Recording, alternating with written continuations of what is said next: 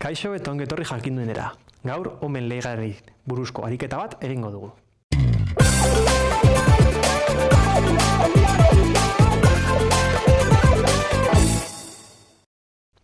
Aurreko bideoan omen legea zer dan eta formula zein dan ikusi genuen. Kasu honetan egingo duguna izango da ariketa txiki bat. Kasu honetan tentsioa barkatu eta erresistentzia emango digute. Eta gu egin beharko duguna izango da intentsitatea kalkulatu. Beraz, ikusiko dugu nola erresistentziaren arabera intentsitatea nola aldatzen den. Beraz, lehendabizi, formula gogorarazteko bir tentsioa berdin intentsitatea edo korrontea bider erresistentzia edo triangelua. Beraz, gu kasu honetan intentsitatea kalkulatu nahi dugunez, egin beharko duguna izango da intentsitatea nahi dugunez, egin beharko dugu tentsioa zati erresistentzia. Bidatuak ditugunez, egin dezakegu. Perfecto, lehena.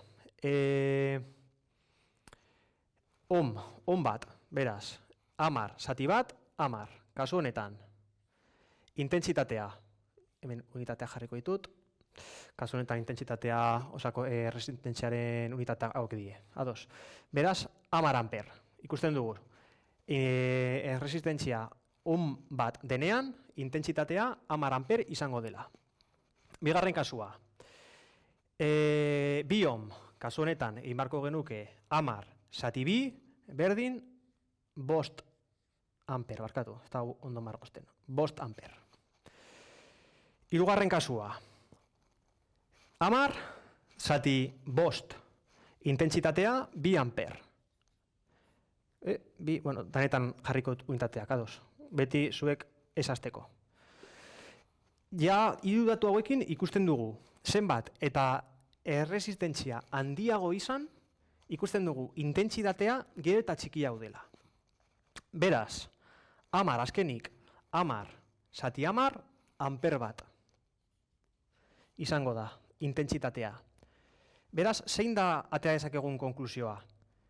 Esan dizudan moduan, zenbat eta erresistentzia handiago izan, intentsitatea beti txikiago izango da. Beraz, hau oso handia denean, korrentea ezin izango da zirkulatu. Beraz, erresistentzia infinito denean, joera, hau, 0 amperekoa izango da.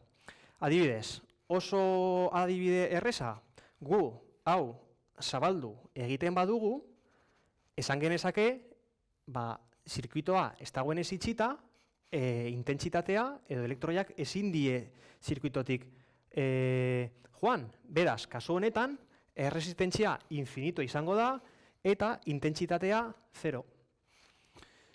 Adibidez, etxean gaudenean eta argia estanean pizten, kablea apurtuta baldin badau, elektrizitatea ez da heltzen bonbilara eta argia ez da piztuko.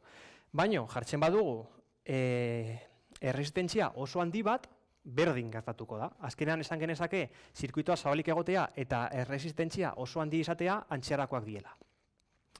Beraz, kasu honetan ikusi dugu erlazioa tentsioarekin eta erresistentziarekin. Beraz, hau izan da dana. Mila esker ikusteagatik eta gogoratu, sare sozialetan eta web orrian jarraitu jakindun.